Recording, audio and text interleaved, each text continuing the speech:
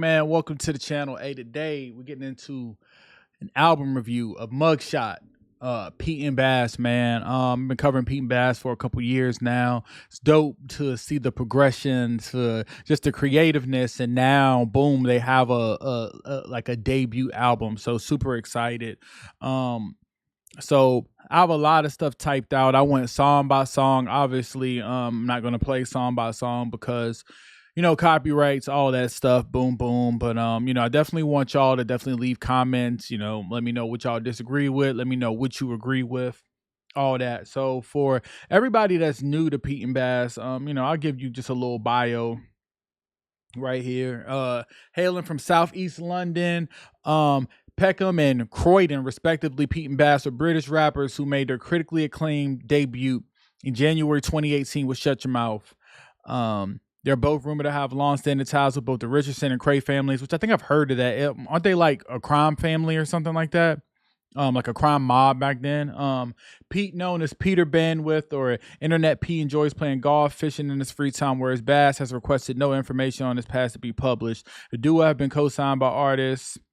Hella artists right here. I want to say too, for Bas, I think I watched something that talked about did he play piano, and he was like a piano instructor and all that. Y'all let me know. Maybe I'm wrong, but anyway, so yeah, let's get into it, man. We'll go to Mugshot, and I'm gonna kind of go from song to song, man. So the first joint is T-Pain. And I'll kind of give you my take on it. I thought that T-Pain was the perfect intro. It was fun. It was refreshing, and it's something that's like going to go crazy at the shows. They do a good job of having just a pretty catchy song. I think T-Pain may go down as like their most commercial, like biggest commercial song, I feel like. When I heard this one, like I literally knew. I was like, yeah, this is the one right here. Can y'all let me know? Okay, so producers is the nine one shots. So I'm gonna see if this is like one of their recurring producers who normally produce some of their stuff. So we go to the next one. Bitch, bash, bosh, I don't give a fuck. Right around. Yeah, this is my shit. I'ma die with my binky tucked. Okay. The beat on this one is insane. This is like, it's almost like I don't know, it's like a trap, like a little trap banger that they have. So I think Pete came with the perfect chorus. And his second verse was phenomenal. He said, Peter Piper picked a pack of them and packed them in pack of barrel full of peppercorns and bloody pepper 'em. That was fire. Like the wordplay on that, like that's insane. I haven't heard anybody rappers even rap like that. Like Peter Piper pick a pack of them and pack them in pack a barrel full of peppercorns and bloody pepper 'em. Golly, it's fire. And I'll say on this one, Bas was really consistent on this one too. And it was a great contrast. And it was a great follow up to Pete's first. Let me see who the producer was on this one. Still the same one, okay. 9-1 Shots. So y'all give me a little info of 9-1 Shots. I'm pretty sure is this one of the producers they've always worked with. Who is 9-1 Shots? Give me a little info, all of that. Let me go. We're going to the next one. Mugshot Freestyle. Okay, so Handsome Dexter. I seen somebody comment and said that Handsome Dexter is on this project a lot too. So this joint, I like the beat. The beat was super dope. It reminded me of like a early 2000s beat. Kind of remind me like a 50 Cent beat almost. Bas said, I make a bitch out of man, tomboy. That was fire. I think for this one, me personally, I felt that Bas stole the show on this one. And another line he said, you can find me at the back of the bar. I keep a big bang tucked in the back of my car. That was fire too. So I enjoyed this one. Already like at track 3, the great thing is just them like having fun. Like I enjoy just like the fun of all this. Um let me see. All right, we go to the next one. I don't know why stuff keep on playing down here. You gotta love the internet. Number 4. Number 4, Slap the Stick. All right, produced by Handsome Dexter. Um I like the production on this one. It was really different. I don't hear many songs with this like type of production. The chorus on this one is fire. Pete's flow is like fast and very witty. And so is Bass's flow. And they say brand new whip looks sick when I park. Oh yeah, brand new whip looks sick when I park it. I like this one. It was quick. It was to the point. The raps were catchy. In the chorus, boom, boom, and hit, and it's over. Sometimes stuff don't have to be super long, doesn't have to overcomplicate or anything like that. Um, eyes closed when I'm banging a Nina. The bird sings while I call her Simone. That's fire. Golly, like it's insane. It's insane just the lyrics, how they come up with the lyrics. All right, the parts of the album that I didn't care about were the skits. Maybe it might mean something to y'all, but it really doesn't mean much to me. I didn't know what was going on in the skit, so I just skipped and went to the next song. So we're gonna go to Action Man. Um, so Handsome Dexter produced this one again. My thoughts on this one that like their producers are fun and the beats they complement them so well. Bass, he just got something with his voice that is different and it's deep and it just got swag to it. And they have like such a knack for being relevant, and they talk about all like the popular things in rap, but they make it sound cool. You know, they rap about money, drugs, guns, cars, and the ladies, but they make it sound so good, and it just adds that mystique to it just because like they're older and you wouldn't think that they are like in tune with like with the young, what the young kids are rapping about. So I find that just super dope, and it's a talent. That's a talent right there. um the next joint, we're going to Goodfella. All right, so that's missing the lyrics, whatever. Y'all let me know who produced Goodfella. Um because I liked Goodfella. It was very, very different. I said the beat starts out, it's like we headed to the club. The chorus is fire. They talk about, oh yeah, I ain't squeaky clean. That joint's dope. Let me see. Oh yeah, and no time for the drama. No time for the drama. Busy with the girls. I'm a charmer. Bad said that was smooth. I know I'm always gonna get like some witty, just cool lines from them both. It's a good dance club song. Definitely different from their catalog. Um, but it also contained like some bars and stuff in it too. And like the production is insane. I really rock with the production. Um, a lot of people have been wanting me to do a reaction to Whirly Bird. They don't have a video for this one yet, but I can definitely do the audio.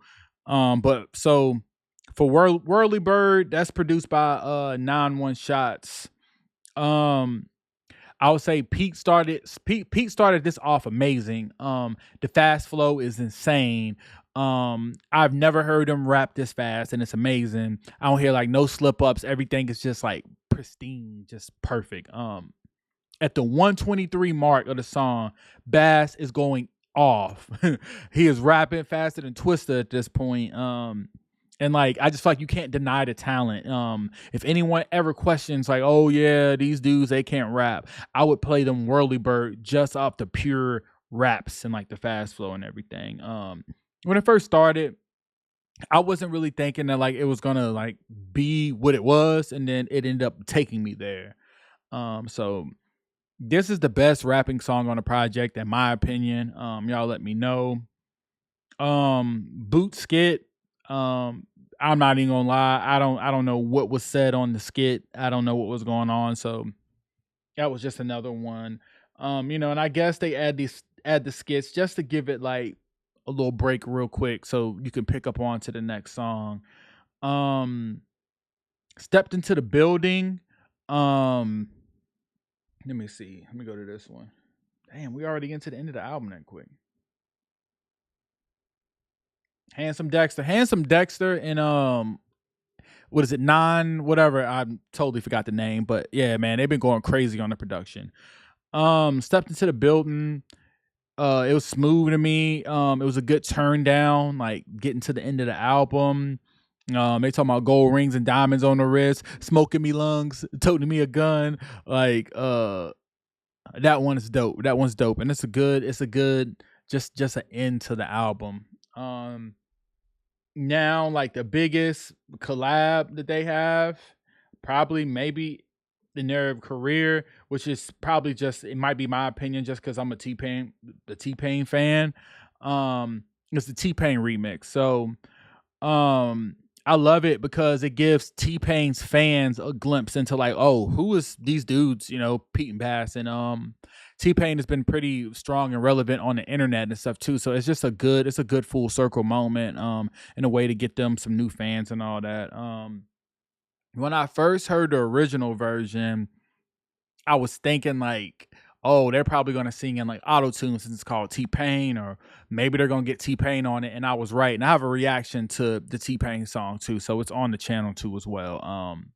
Like when I first heard it, and then it was crazy. Like a week went by, and boom, boom, they had T Pain on the remix. So super dope. I love it. It's creative. Music is missing that. Just having fun and something different. That's what I miss about music, and just people random collabs and all that. Like they turn out good. Um, so the last joint is the Mugshot Freestyle remix.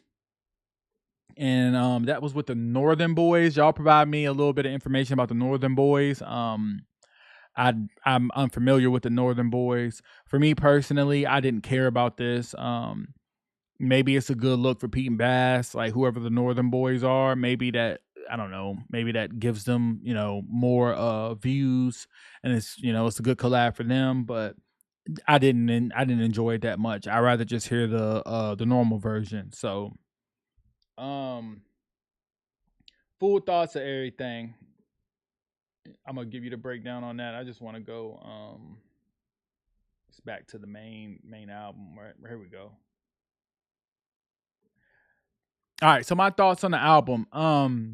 Yes, I feel like it took them a long time to get like a full album, but I'm very pleased with the overall product. The songs on the project, they definitely can carry them for the next like year or two.